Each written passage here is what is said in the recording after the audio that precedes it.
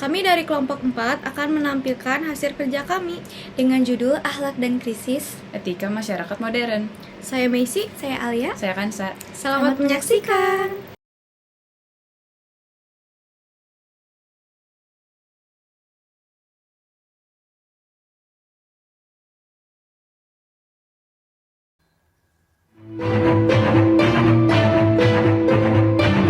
Selebgram Oklin-Via mendadak viral di media sosial karena dianggap membuat konten tidak senonoh.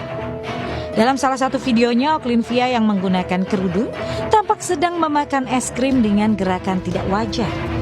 Video itu mendapat reaksi berupa kecaman dari para warganet. Tak hanya itu, atas aksinya tersebut Oklin-Via dilaporkan sana-sini. Laporan pertama dari pengurus besar Serikat Mahasiswa Muslim Indonesia atau PBSMI. Mereka melaporkan Oklin-Via ke Polres Metro Jakarta Pusat dengan tuduhan penistaan agama.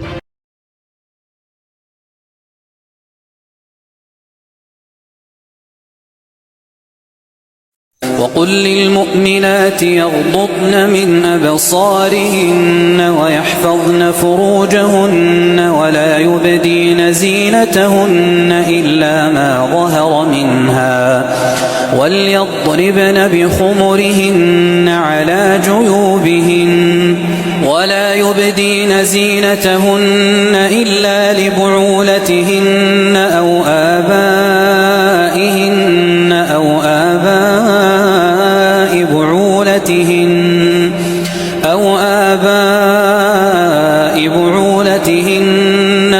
أبنائهن أو أبناء بعولتهن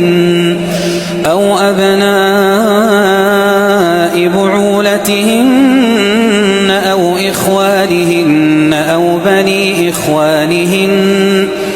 أو بني إخوانهن أو بني أخواتهن أو نسائهن أو ما ملكت أيمانهن أو التابعين غير أولي الإربة من الرجال أو الطفل الذين لم يظهروا على عورات النساء ولا يضربن بأرجلهن ليعلم ما يخفين من زينتهن وتوبوا إلى الله جميعا أيها المؤمنون لعلكم تفلحون.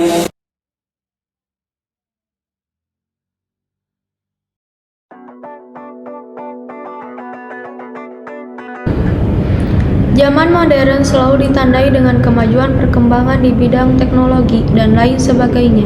Zaman modern memiliki dua sisi yang berlawanan. Di satu sisi, menawarkan kemudahan positif bagi umat manusia dalam berbagai hal. Namun di sisi yang lain, kehadirannya memberikan dampak negatif pula bagi kehidupan manusia. Tak ayal kehidupan masyarakat modern serba instan, tetapi krisis spiritualitas seperti nilai-nilai agama.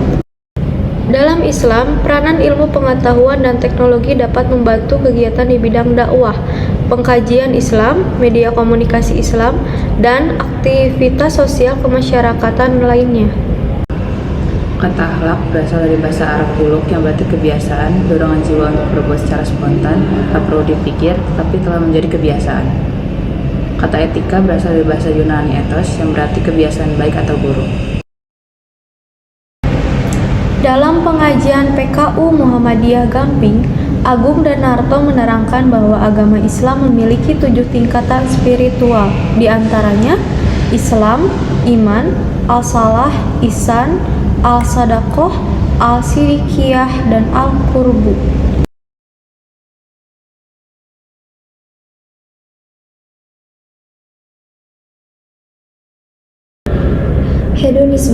Hedonisme adalah pandangan hidup yang menganggap bahwa orang akan menjadi bahagia dengan mencari kebahagiaan sebanyak mungkin dan menghindari perasaan-perasaan yang menyakitkan.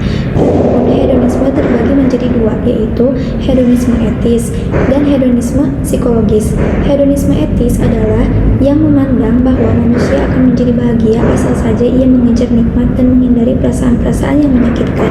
Hedonisme psikologis adalah yang mendasarkan diri pada suatu teori yang mengatakan bahwa manusia bagaimanapun juga selalu mencari nikmat dan mau menghindari perasaan-perasaan yang tidak enak. Walaupun tak selamanya hedonisme bermakna negatif, akan tetapi karena pemahamannya yang lebih berorientasi mengedepankan kebahagiaan dan mengutamakan kesenangan sementara semata, maka hal tersebut menyebabkan adanya hal negatif belaka. Contohnya, muncul sikap materialistik lebih mementingkan urusan duniawi, bergaya hidup mewah, dan tenggelam dalam hawa nafsunya. Adapun solusi dari hedonisme adalah agama Islam mengajarkan umatnya untuk mencari kebahagiaan dengan porsi masing-masing. Akan tetapi dalam proses pencarian kebahagiaan tersebut, Islam membatasi dengan memilah antara nafsu yang mengajak manusia kepada kebaikan dan nafsu yang mengajak manusia kepada kesesatan. Seperti dalam surat At-Takasur, Al-Quran telah memperingatkan umat manusia agar senantiasa waspada terhadap penyakit ini dengan sangat keras dengan ancaman siksaan yang amat pedih. Selanjutnya adalah pragmatisme. Pragmatisme merupakan sifat atau ciri seseorang yang cenderung berpikir praktis, sempit, dan instan. Bentuk-bentuknya adalah menggebu-gebu menggapai sesuatu, menghalalkan segala cara, lupa kapasitas diri, suka membanding-bandingkan, dan merasa paling sibuk. Dampak dari pragmatisme itu sendiri adalah berpikir sumbu pendek. Mereka hanya melihat sisi keuntungan, kurang melihat sisi kebaikan lainnya. Misalnya, para koruptor, mereka berpikir selama menjabat mampu mengumpulkan uang sebanyak-banyaknya, tapi lupa ada janji yang dilanggar, ada hukuman bagi pelaku korupsi, ada siksa di akhirat, ada anak dan keluarga yang dikorbankan, tetapi keuntungan duniawi melupakan mereka. Hendaknya kita menaikkan pola pikir pragmatis menuju humanis, bahkan spiritualis, agar semua yang menguntungkan bukan untuk dirinya saja, tetapi untuk semua manusia dan alam semesta, bukan hanya di dunia tetapi di akhirat, sehingga kita akan terhindar dari dosa karena banyak merugikan orang. Selanjutnya adalah materialisme.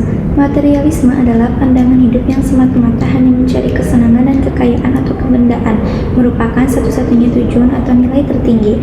Adapun bentuk dari materialisme adalah 1. Gaya berpikir, di mana kesuksesan diukur berdasarkan harta dan jabatan.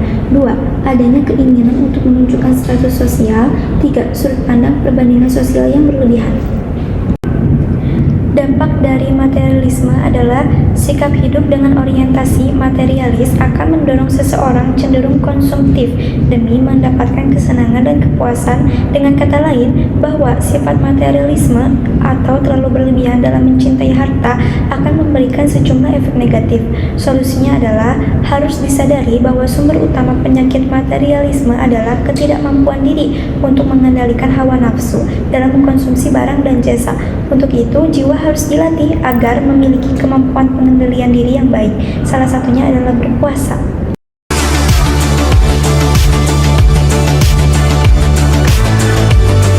Akmalul mu'minina imanan ahsanuhum khuluqa.